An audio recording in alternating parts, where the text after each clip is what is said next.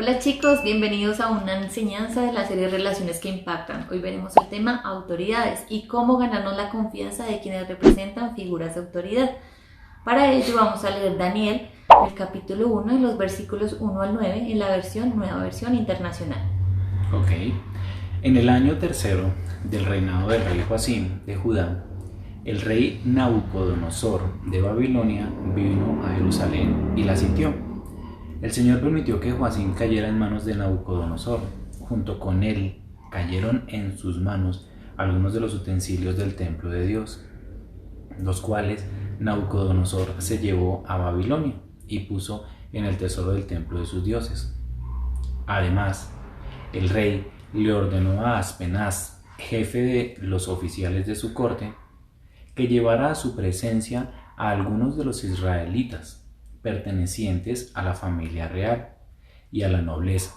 Debían ser jóvenes apuestos y sin ningún defecto físico, que tuvieran aptitudes para aprender de todo y que actuaran con sensatez, jóvenes sabios y aptos para el servicio en el palacio real, a los cuales Aspenaz debía enseñarles la lengua y la literatura de los babilonios. El rey le asignó raciones diarias de la comida y del vino que se servía en la mesa real. Su preparación habría de durar 3 años, después de lo cual entrarían al servicio del rey. Pero bueno, ¿cómo se define autoridad? La autoridad es la facultad o el derecho de mandar o gobernar a personas que están subordinadas. Facultad o derecho de mandar o gobernar a personas que están subordinadas. Al hablar de autoridades, amor, ¿qué tipos de autoridades se te vienen a la cabeza? Pues digamos que diferentes figuras de autoridad, como por ejemplo un jefe, un profesor, un coordinador académico, el rector del colegio, el decano de la universidad, en el plano laboral un supervisor o básicamente alguien que nos ordena cosas. Pero pienso que puede haber otros tipos de figura de autoridad. Sí, personas todavía más cercanas como por ejemplo un líder, un consejero, un maestro, un mentor, personas que nos acompañan todo el tiempo.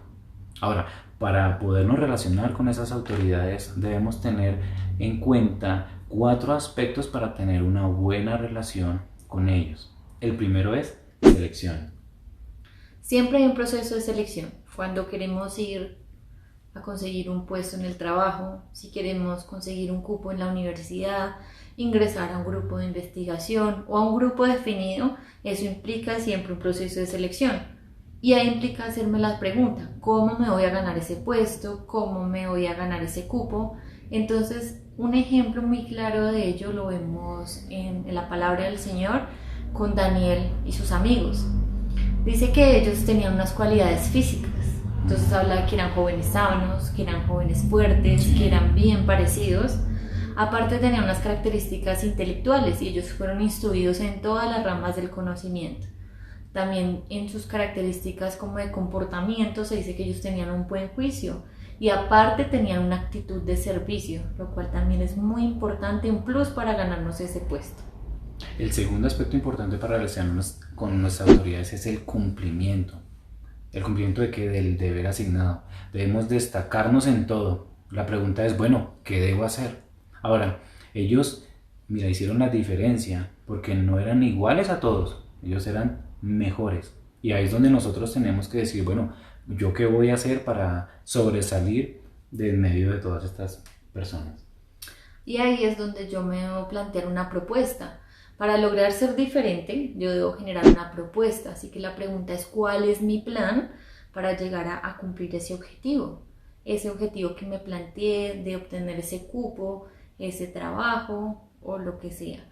Eso lo vemos en Proverbios capítulo 21 en el verso 5, donde dice que los planes bien pensados son pura ganancia, pero que los planes apresurados son puro fracaso. Por eso debemos dar un espacio siempre a donde nos encontremos a buscar estrategias adecuadas. Además, no solamente es cumplir, sino es proponer, es hacer cosas diferentes. Vamos a ver un ejemplo de esto. En Daniel, en el capítulo 1, versículo 9 al 13, vemos lo siguiente. Y aunque Dios había hecho que Daniel se ganara el afecto y la simpatía del jefe de oficiales, este se vio obligado a responderle a Daniel. Dijo: tengo miedo de mi señor el rey, pues fue él quien te asignó la comida y el vino.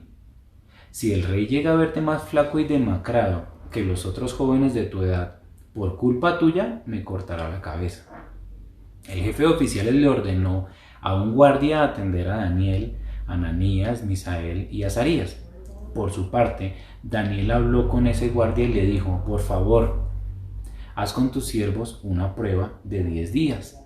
Danos de comer solo verduras y de beber solo agua. Pasado ese tiempo, compara nuestro semblante con el de los jóvenes que se alimentan con la comida real y procede de acuerdo con lo que veas en nosotros. Entonces, ¿qué hizo Daniel?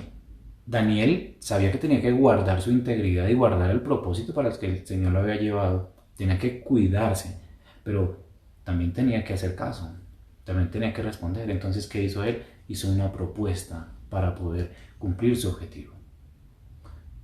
El siguiente punto que vemos allí es el resultado. ¿Qué quieres alcanzar al final de tu labor? Entonces la pregunta ahí es: ¿qué logré hacer?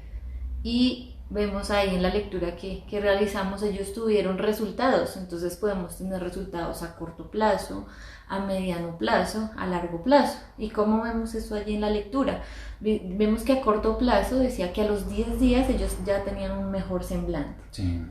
Hablando del mediano plazo, dice que a los 3 años ya nadie los igualaba. En otra porción dice que ellos tenían un espíritu superior a todos los demás de la época. Y a largo plazo también se puede ver más adelante que en el primer año del rey Ciro ellos ya eran figuras de autoridad.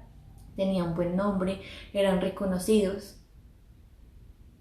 Así que para cumplir ese resultado, ellos tuvieron resultados a corto, a largo y a mediano plazo. ¿Qué podemos concluir de todo esto, muchachos? Primero, que podemos tener una buena relación y significativa con nuestras figuras de autoridad. No solamente es verlos como allá lejanos, sino que podemos tener una cercanía con ellos. Podemos cumplir nuestros objetivos y acercarnos de la mejor manera. Pero para ello nosotros, así como hizo Daniel y sus amigos, debemos cumplir los reglamentos y los requerimientos del lugar donde nos encontremos. O sea, no debemos ser rebeldes, sino cumplir. Ahora, precisamente de eso se trata. Ser cristianos no nos exime de ser responsables y cumplir nuestros deberes. Al contrario, ser cristiano nos exige ser todavía mejores. Y en el caso de Daniel también nos demostró, y sus amigos, que ellos fueron estratégicos y fueron proactivos y hábiles para alcanzar la meta que se trazaron. Finalmente, para tener buenas relaciones, lo que debemos tener siempre es una actitud de servicio, una actitud de compromiso, una actitud de hacer las cosas muy bien. Muchachos, es todo por hoy. Queremos saludarlos y decirles que los extrañamos mucho. Chao. Que Dios los bendiga. Nos vemos en la próxima. Que estén bien. Chao, chao.